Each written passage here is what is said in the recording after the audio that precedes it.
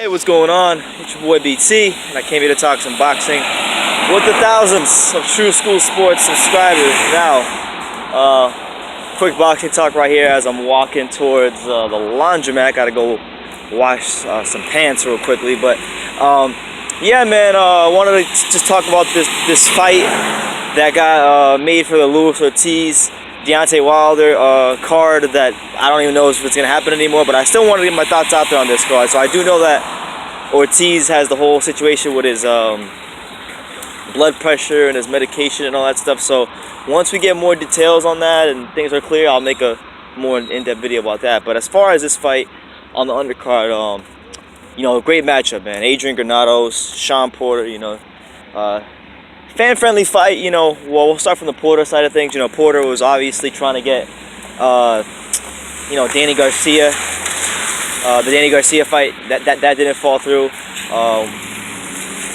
And then, you know, obviously the main fight he wants to Keith Thurman, and Keith Thurman is injured. And then people are saying, well, you know, why does Shawn Porter go fight Errol Spence? And I checked the WBO rankings, or IBF, not IBF, not WBO, IBF rankings, and Shawn Porter's not even in the top 10. They got like a crazy ranking system. They got like Rashidi Ellis and a bunch of random fighters in there. So that's not really an option for him right now. So it made sense to get a guy like Granados in there. A lot of people are saying, well, Granados is a career 140 pounder, which for the most part he is. But what people are failing to realize is that Granados has fought at 147 pounds multiple times.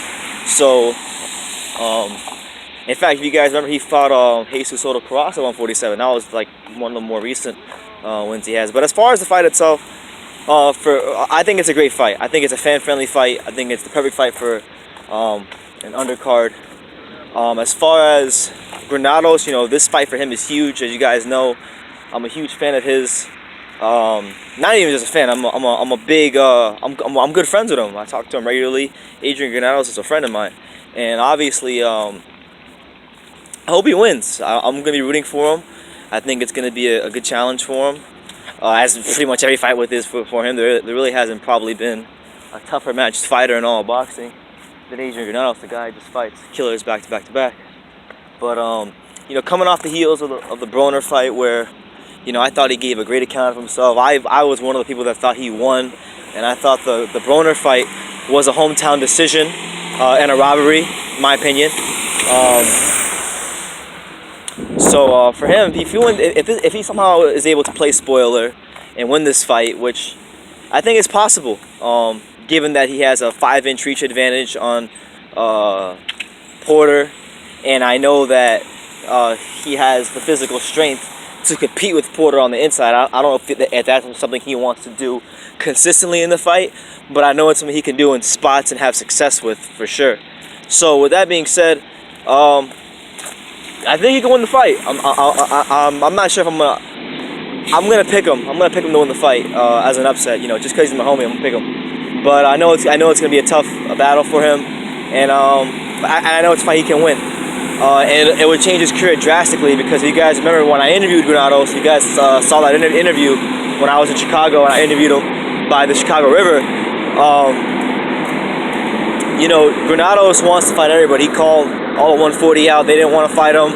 You know, there was some 140 pounders that I know turned down some offers from Granados. So don't get it twisted. Yeah, he has like 5 or 6 losses or whatever it is, but all of them are split in majority decisions, and there isn't necessarily a laundry list of guys jumping to fight this guy. So in all honesty, I'm going to give Shawn Porter a little bit of credit for taking this fight. People are saying it's a cherry pick. I don't think it's a cherry pick at all. I think it's quite the opposite. I think this is actually a more risky fight than a lot of fights he probably could have taken in contrast to this. So it's a good fight. I'm looking forward to it. I think I honestly, like, I mean, I said it with the Broner fight, and, you know, obviously I wasn't going to be right because the judges were in his hometown and they were in his back pocket, and there was a lot of things that went on with that promotion that didn't allow Granados to get the W. But I think he did a good account of himself, and he did enough in that fight with Broner to win.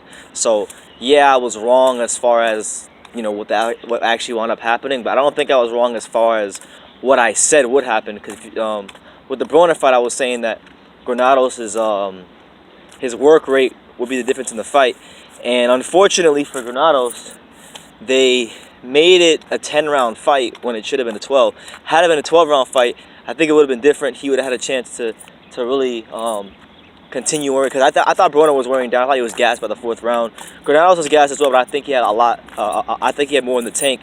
So the good thing about this is, while he's not fighting a guy who has stamina problems like a Broner, you know, it's quite the opposite. Porter is always very well conditioned, but he is sloppy. And believe it or not, I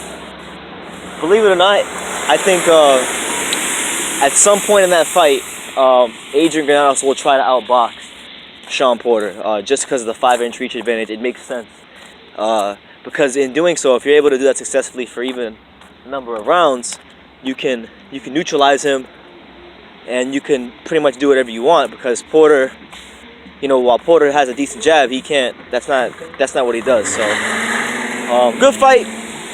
You know, to the boxing fans out there that's saying it's a mismatch and a cherry pick, I think you're gonna be very surprised come November 4th.